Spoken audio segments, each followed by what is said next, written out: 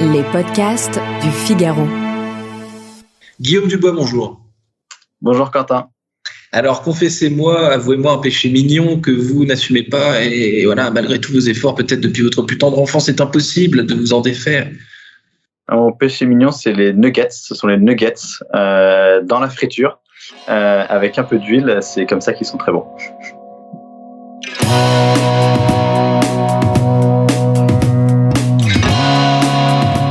Bonjour à tous et bienvenue au Talk Décideur du Figaro en visio avec aujourd'hui sur mon écran et par conséquent aussi sur le vôtre, j'espère, Guillaume Dubois, cofondateur de Happivore, anciennement Les Nouveaux Fermiers, dont la spécialité est la viande végétale made in France, la fausse viande, ai-je lu dans un article des Échos, donc lancé en 2019. Racontez-moi les prémices justement de cette boîte, Guillaume Dubois. Vous étiez chez McKinsey avant, qu'est-ce qui s'est passé? Voilà, quel est le déclic, On s'est lancé il y a 3 ans et donc on voulait lancer des alternatives végétales et l'idée c'est justement d'avoir un projet à impact positif pour l'environnement parce que la viande c'est 15% des émissions de carbone et donc l'idée c'était de lancer des alternatives végétales gourmandes pour convaincre en fait tous les Français qui veulent diminuer leur consommation de viande de se faire plaisir en mangeant des steaks, des aiguillettes, des nuggets, même des merguez mais version végétale.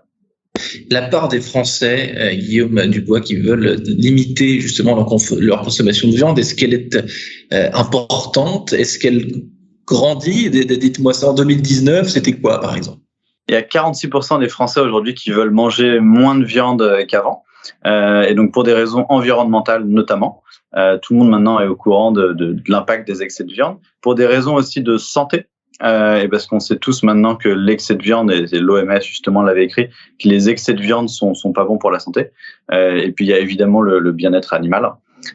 Et donc c'est pour ça que tous ces Français, les 46%, cherchent à manger un peu plus de végétal progressivement. Est-ce que Les Nouveaux Fermiers, Guillaume Dubois, ça a été un succès directement ou alors au début, est-ce que ça étonne Parce que comme tout concept qui sort un peu de l'ordinaire, hein, il faut le dire, est-ce qu'on regarde un petit peu ça comme un ovni? Qu'est-ce que les clients, les premiers clients et les observateurs pensaient au début, et vos investisseurs aussi d'ailleurs? Il y a toujours au début des gens qui sont un peu sceptiques au démarrage. Et une anecdote, justement, c'est notre rencontre avec Éric Brochenoir, qui était l'ancien bras droit de Joël Robuchon. Quand on l'a rencontré, il voulait absolument pas goûter ces produits. Il disait que c'était de la merde, il disait. Il avait goûté ça à l'époque, et qui n'étaient pas les nôtres, des produits américains. Et on lui a fait goûter. Et il a adoré. Il les a mis dans son restaurant Dassa et Joël Robuchon. Et on a beaucoup de rencontres en fait comme ça avec des gens qui au début sont un petit peu sceptiques et à chaque fois on les pousse à goûter et c'est ça qui fait changer d'avis.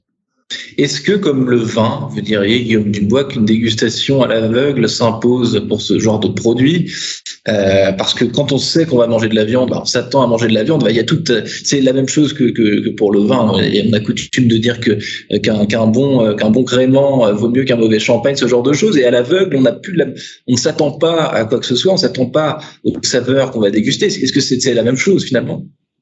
Vous avez entièrement raison là-dessus et on a fait beaucoup de dégustations à l'aveugle où on invite des gens, alors on leur fait goûter, on leur demande de trouver le vrai et le faux et on a piégé énormément de gens et on a beaucoup de fois aussi en restaurant, chez Camion qui fume notamment, on avait beaucoup de clients qui renvoyaient le burger en cuisine en disant non vous êtes trompé, vous avez mis un steak de viande et pas le steak végétal. Alors que non, ils s'étaient pas trompés, c'est juste que le résultat était bluffant. Donc oui, on a les mêmes, et de la même manière que pour le vin d'ailleurs, on travaille avec des nez pour justement reproduire le goût de la viande, parce que quand vous mangez quelque chose, vous avez différentes notes aromatiques qui viennent en bouche, et en fait avec des nez, on travaille à reproduire ces différentes notes aromatiques avec des végétaux fermentés.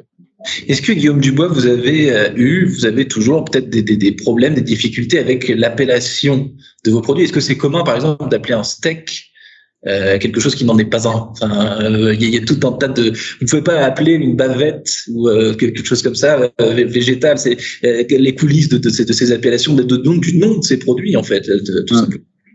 Nous, on aime bien ces appellations parce que quand on dit steak végétal, ça explique ce que c'est. C'est un steak, mais c'est du végétal. Donc c'est pour ça qu'on utilise ces appellations.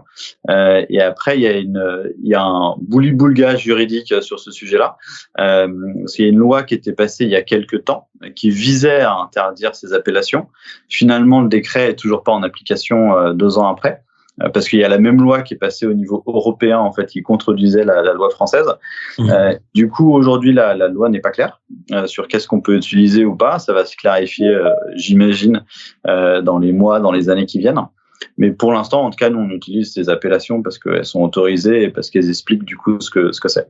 Nuggets végétal, c'est un nugget, mais c'est végétal. Et comment sont fabriqués justement, Guillaume Dubois, ces produits, ces steaks végétaux, ces bavettes végétales, tout ce que vous voulez? Où est-ce que ça se fabrique et comment? Alors malheureusement, on fait pas encore de bavettes végétales, mais peut-être un jour. Donc l'ingrédient en fait de base, c'est la protéine végétale. Donc on utilise notamment par exemple, du pois, parce qu'on a du très bon pois en France, qui est une super légumineuse parce on a tous les acides aminés essentiels qui sont dans cette protéine.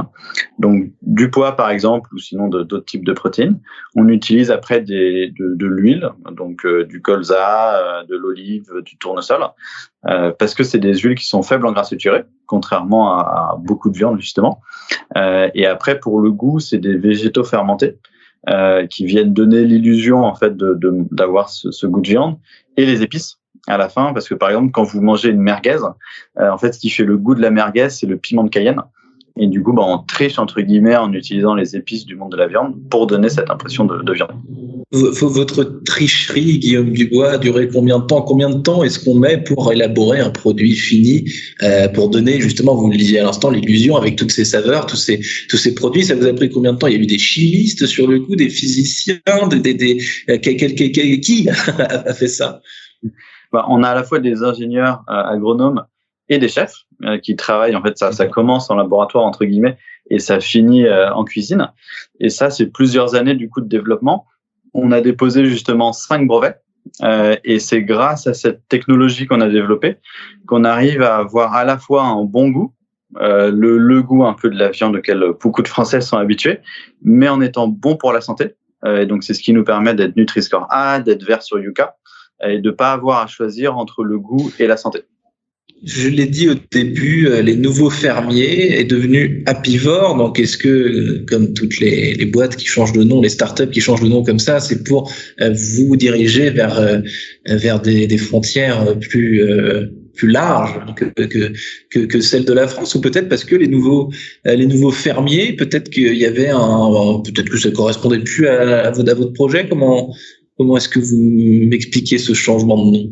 Il y avait 2 choses. Il y a d'une part, on aimait beaucoup ce nom-là, Apivore, parce qu'en fait, ça explique assez bien ce qu'on fait. Le côté avant, il y avait carnivore, maintenant il y a les apivores. Il y avait aussi le côté international, où les nouveaux fermiers, on a des ambitions internationales. Les nouveaux fermiers à l'international, c'est compliqué. Il n'y a pas grand monde en dehors des Français qui comprennent ce que ça veut dire. Donc c'est pour ça qu'on aimait beaucoup ce nouveau nom, et vu qu'on avait décidé après de beaucoup communiquer, on s'était dit changeons de nom avant de trop communiquer. Et vos clients, Guillaume Dubois, depuis les débuts et maintenant, au début, il y avait qui? Aujourd'hui, il y a qui? Est-ce que ce sont les mêmes? Est-ce que vous avez touché une population, des profils types de clients que vous ne croiriez pas peut-être au début pouvoir toucher? Comment est-ce que vous scindez comme ça vos clients, vos profils types? Ouais. En fait, aujourd'hui, du coup, on est en grande distribution, en restaurant et en e-commerce, dans toutes les grandes enseignes classiques. Et il y a beaucoup de gens qui nous disaient au début, vos clients, vos consommateurs, en fait, c'est le bobo parisien. Et on disait, ça se trouve, c'est peut-être vrai. Et les chiffres ont montré que non. Alors, il y a notamment un peu les bobos entre guillemets, si vous voulez, mais les chiffres justement nous ont montré que par exemple, on a plus de consommateurs qui ont des revenus en dessous de la moyenne. Que au-dessus de la moyenne. Et pourquoi? C'est parce qu'en fait, toutes les problématiques éthiques ou les problématiques d'environnement et de santé, c'est pas des sujets qui touchent que les plus hauts revenus. Ça touche tout le monde et ça touche aussi beaucoup les jeunes. On a une grande proportion en fait de consommateurs dans les 18-30 ans, mais pas que. Et on voit en fait petit à petit qu'on a des consommateurs très différents. Ça va aller des enfants aux jeunes adultes et même aux grands-parents. Guillaume Dubois, donc cofondateur de Apivore, donc anciennement Les Nouveaux Fermiers. Donc vous créez de la viande végétale made in France. Merci infiniment d'avoir répondu à mes questions pour le talk décideur du Figaro. Je vous souhaite une excellente fin de journée, d'excellents repas végétaux. Bon appétit.